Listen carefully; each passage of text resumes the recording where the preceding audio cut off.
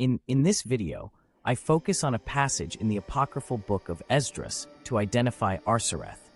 Those are the 10 tribes which were carried away prisoners out of their own land in the time of Osea the king, whom Salmanasar the king of Assyria led away captive, and he carried them over the waters, and so came they into another land. But they took this counsel among themselves, that they would leave the multitude of the heathen, and go forth into a further country, where never mankind dwelt, that they might there keep their statutes, which they never kept in their own land. And they entered into Euphrates by the narrow places of the river. For the Most High then showed signs for them, and held still the flood, till they were passed over.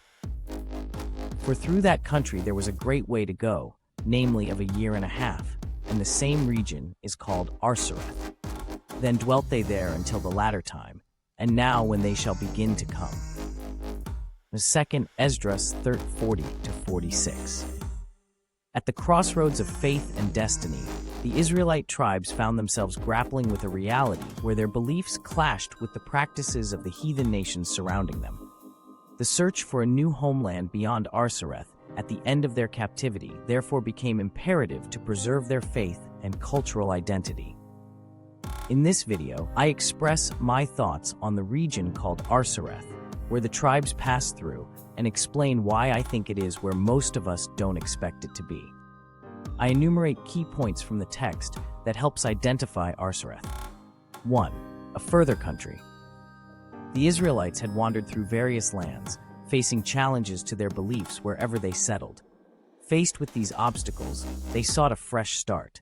Considering their history with Egypt, Mesopotamia, Lebanon, and Palestine, as well as their ties with Turkey and Greece under King David and Solomon, it seemed their journey was destined to lead either beyond Persia in the east or past Egypt in the west.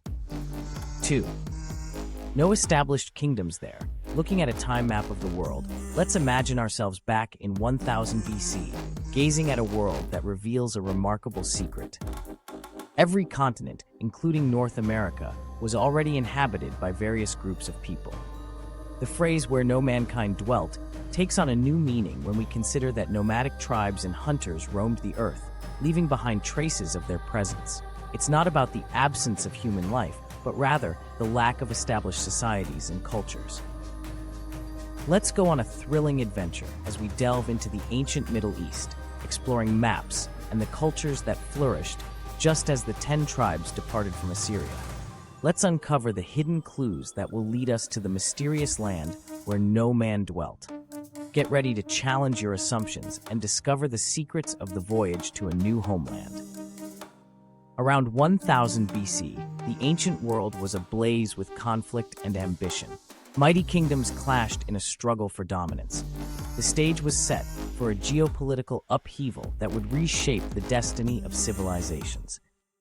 To the east of Assyria, a formidable array of powers was rising: the Medes, Persians, Parthians, and Aryans, who were also making their mark in ancient India.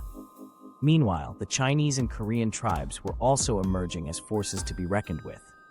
In the north, the Phrygians and Celts held sway, their influence already widespread across Europe, predating the rise of the Greeks.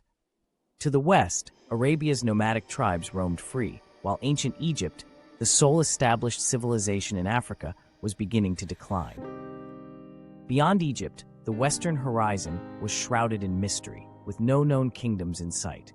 In this tumultuous landscape, the 10 tribes were about to be exiled into Assyria, setting the stage for a dramatic turn of events that would shape the course of history.